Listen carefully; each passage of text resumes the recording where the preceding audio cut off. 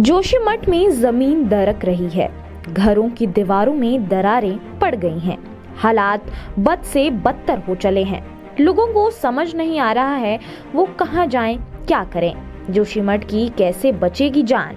जोशीमठ में अचानक मकानों में दरारें और सड़कों का दरकना क्यों बढ़ गया? ये घटनाएं पहले क्यों नहीं हुई? आखिर अचानक ऐसा क्यों हुआ? हालात को नियंत्रण के लिए क्या उपाय है?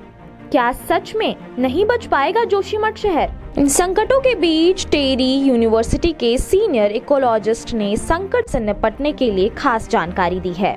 हिमालय के पहाड़ों में बसे गढ़वाल में बना है जोशीमठ। इसकी खूबसूरती इतनी अनमोल है कि इसे यूनेस्को वर्ल्ड हेरिटेज साइट की लिस्ट में शामिल किया गया है। इस जगह की खासियत यहाँ पर खिले 500 से ज्यादा प्रजाति के फूल, जिनकी सुंदरता को निहारने के लिए यहाँ के निवासियों के साथ साथ देश विदेशों से भी सैलानी आते हैं।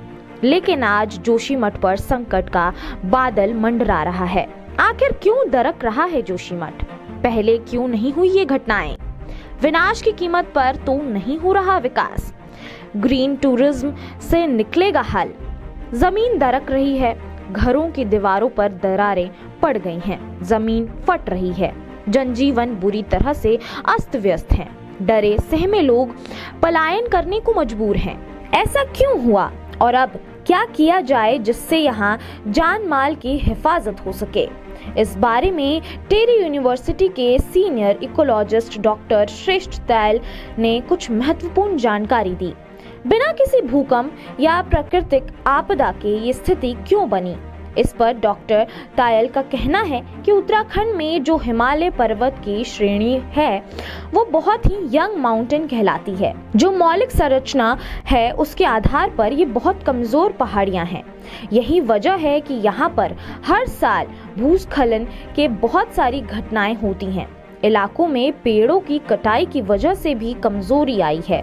जो पहाड़ियां पहले से कमजोर हैं, वहां तोड़फोड़, सड़क निर्माण के लिए ब्लास्टिक और सुरंग निर्माण के लिए पहाड़ों के भीतर खुदाई के कारण कमजोर पहाड़ियां और कमजोर होती जा रही हैं। एक्सपर्ट का कहना है कि मकानों में दरारें पड़ने की घटनाएं पहले भी आई थीं, हालांकि इनकी संख्या कम थी।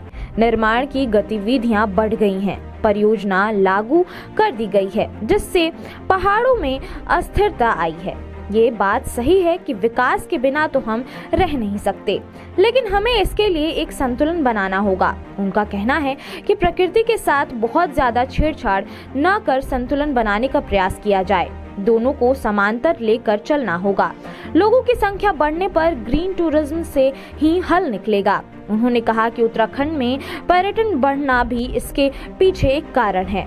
होटल और घरों की संख्या बढ़ी है, ऐसे में वहां पर दबाव तो पड़ेगा। ऐसे में विशेष रूप से ग्रीन टूरिज्म का कॉन्सेप्ट लाना होगा। ब्यूरो रिपोर्ट, चेतना मंच।